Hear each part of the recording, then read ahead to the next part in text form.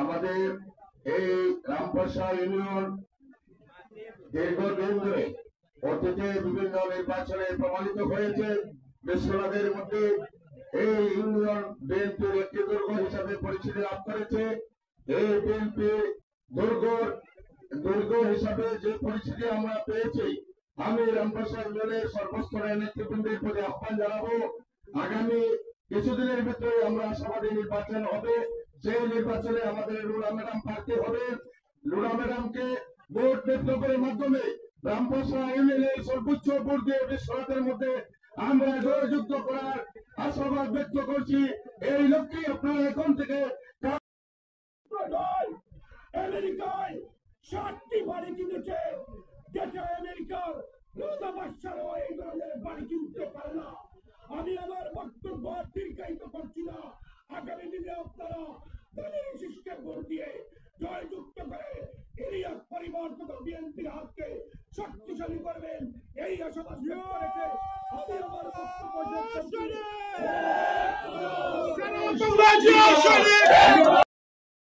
ইউনিয়নের সভাপতি সেক্রেটারি ছাত্রদল যুবদল কৃষক দল সবাইকে আমার আন্তরিক ধন্যবাদ এবং শুভেচ্ছা জানাচ্ছি।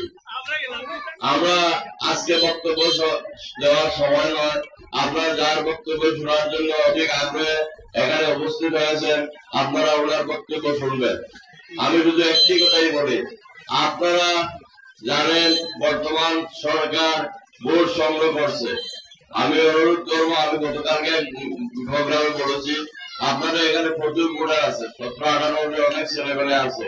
আপনারা সবাই মিলে সম্মিলিত হবে আপনাদের গার্জিয়ানকে উদ্যোগ নিয়ে এই ছেলেমেয়েদের গুলার আপনারা ভোট সংগ্রহ করবেন। এটা আমাদের আগামী দিনে অনেক লাভ হবে। প্রিয় সাথীরা, আমি এখানে একটি করে না বলে পারছি না। আপনাদের গ্রামে একটি মনোমালিন্য নিজের মধ্যে হয়েছে, সেটা আমাদের ম্যাডাম জানেন। ম্যাডাম আমাদেরকে পাঠিয়েছেন, পুলিশ ব্যাপারে বক্তব্য রাখছেন।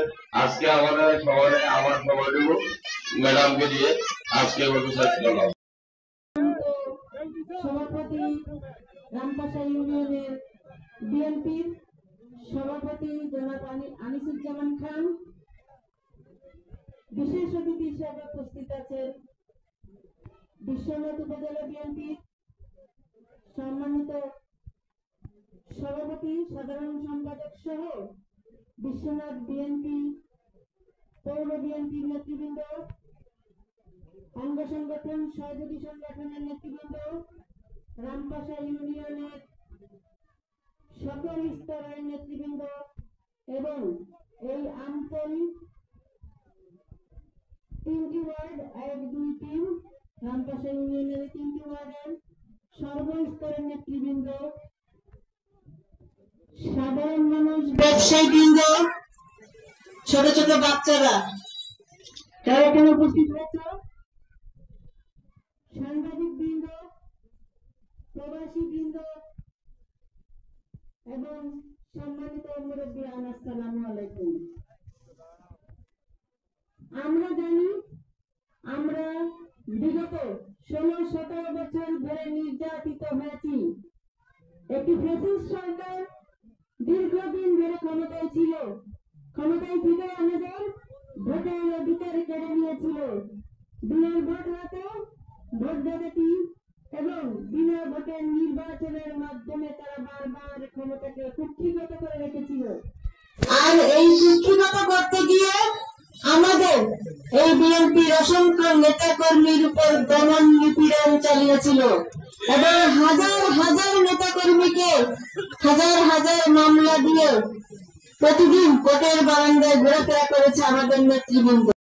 তাদেরকে ধাক্কা দিয়ে সামনে চলে যেতে চাবেন, এটা কিন্তু মেনে নেওয়া হবে না। সুতরাং এটা কোনো হানাহানি না, যাদেরকে জায়গা আপনারা দিবেন কিন্তু পেছনে দিবেন, কিন্তু মারামারি করবেন না। মারামারি বা গন্ডগোল কোনো সমাধান হতে পারে না।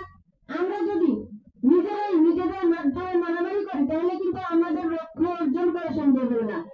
আমাদের চূড়ান্ত লক্ষ্য হচ্ছে একটি নির্বাচনের মাধ্যমে একটি গণতান্ত্রিক রাজনৈতিক সরকার প্রতিষ্ঠিত করা এবং বিএনপি সরকার গঠন করা। দাঁড়াবো এবং আপনারা প্রতিটি ওয়ার্ড, ইউনিয়ন এবং উপজেলা লেভেলে সবাই সমন্বয়ের মাধ্যমে আপনারা ঘরে ঘরে গিয়ে এই কাজগুলো আপনারা করবেন। আপনাদের যা কাজ আছে সেই কাজগুলো করা যাবে। আপনারা